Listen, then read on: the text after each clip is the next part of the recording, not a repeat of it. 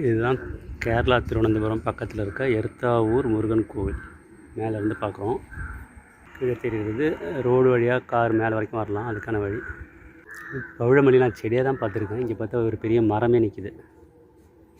பவழமல்லி வந்துட்டு முருகனோட ரொம்ப இஷ்டப்பட்ட ஒரு மலர்.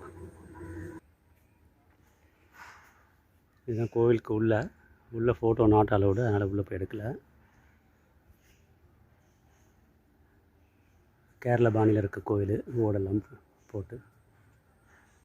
நாகர்களுக்கு தனியாக பிரகாரம் இருக்குது. முன்னாடி படிக்கட்டு மட்டும் தான் இருந்தது. ஸோ இதுதான் படிக்கட்டு வழியாக வர வழி. படிக்கட்டு வழி வந்து நிறையா படிக்கட்டு இருக்குன்றாங்க, ரொம்ப நேரம் ஆகுன்றாங்க. நாங்கள் காரில் வந்துவிட்டோம், பின் வழியாக புதுசாக போட்ட ரோடு வழியாக வந்துவிட்டோம். படியில் நல்லா அகலமாக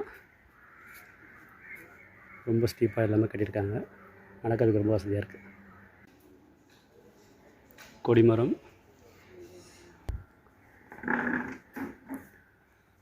இதுதான் கோவிலோட வெளிப்புற தோற்றம். உள்ள முருகன் ரொம்ப அழகாக இருந்தார். பக்கத்துலேயே வந்து ஆறுமுகத்துக்கு தனியாக ஒரு பிரகாரம், ஐம்பொன்னாலான சிலை ரொம்ப அழகாக இருந்தது. அந்த கை, 6 தலை எல்லாமே வந்து ரொம்ப அழகாக, டீட்டெயில்ஸ் ரொம்ப சூப்பராக இருந்தது. ஒரு 3 வாட்டி திருட்டு போச்சான். ஆனால் வந்து திருடங்களால் அதை வெளியே கொண்டு போக முடியல. ஒரு டிஸ்டன்ஸுக்கு அப்புறமா அதை வந்து அவங்களே போட்டு போயிட்டாங்க.